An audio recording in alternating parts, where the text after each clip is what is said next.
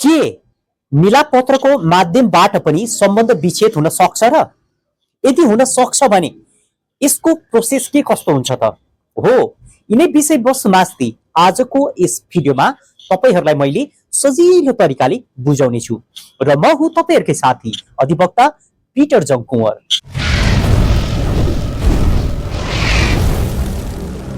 आज हामी यस भिडियोमा मिलापत्रको माध्यमबाट हुने सम्बन्ध विच्छेदको बारेमा यसको प्रक्रियाको बारेमा चर्चा गर्दैछौं।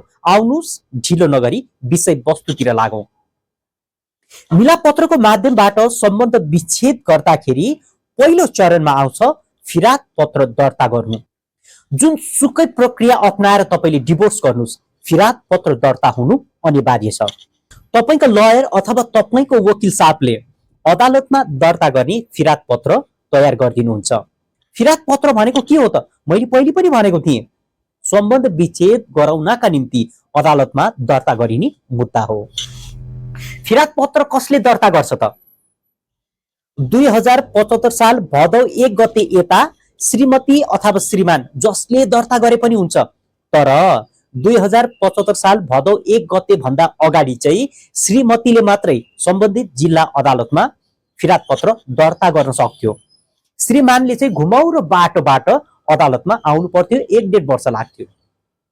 तर 2075 साल भदौ 1 गते यता फिरात पत्र श्रीमती वा श्रीमान जसले पनि सम्बन्ध जिल्ला अदालतमा दर्ता गर्न सक्छ। फिरात पत्र साथ के कस्तो कागजहरू पेश गर्नुपर्छ त? यस विषयमा यसभन्दा अगाडि नै भिडियो आइसकेको छ। कृपया च्यानलमा गएर उक्त भिडियो हेर्नुहोला। दोस्रो चरण, फिरात पत्र दर्ता गरिसकेपछि तपाई श्रीमतीले फिरात पत्र दर्ता गर्नु भएको हो भने श्रीमानको नाममा म्याद सूचना जान्छ। यदि तपाई श्रीमानले फिरात पत्र दर्ता गर्नु भएको हो भने तपाईको श्रीमतीको नाममा म्याद सूचना जान्छ। म्याद सूचना कसरी जारी हुन्छ त? अदालतले सम्बन्धित ठेगानामा गएर तपाईको नाममा जारी हुने म्याद सूचना तपाईलाई बुझाउँछ। अथवा तपाईले चाहनु भयो भने तपाईको नाममा जारी हुने म्याद सूचनालाई तपाई आफै अदालतमा उपस्थित भएर पनि बुझ्न सक्नुहुन्छ। अब यस कुरामा तपाईलाई कसले सहयोग गर्छ त? तपाईको कानुन व्यवसायीले आवश्यक कागज पत्र बनाएर तपाईलाई म्याद सूचना बुझ्ने काममा सहयोग गर्नुहुन्छ।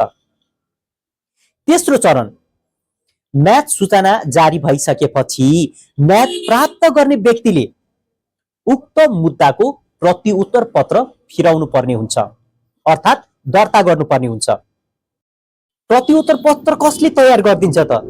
दक्ष कानुन व्यवसायीले, अर्थात् तपाईको वकिल अथवा तपाईको लयरले प्रतिउत्तर पत्र लेखिदिनुहुन्छ जुन तपाईले अदालतमा दर्ता गर्नुपर्ने हुन्छ।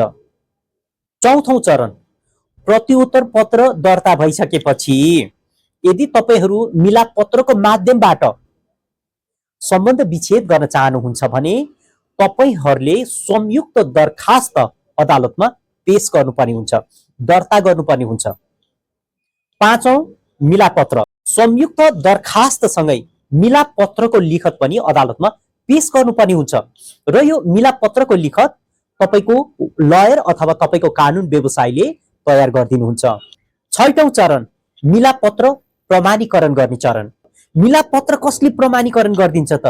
हो, यसको प्रमाणीकरण केवल न्यायाधीशले मात्रै गर्न सक्छ। अरु कुनै पनि निकायको अथवा अदालतकै अन्य कुनै पनि कर्मचारीलाई यसको अधिकार हुँदैन।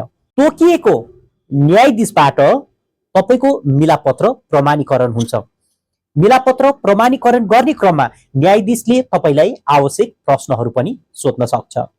सातौं चरण, तपाईहरूले मिलापत्रको एक एक प्रति बुझिलिनुहुन्छ। हो, यो मिलापत्रको कागज नै तपाईको सम्बन्ध विच्छेद भएको आधिकारिक कागज हो।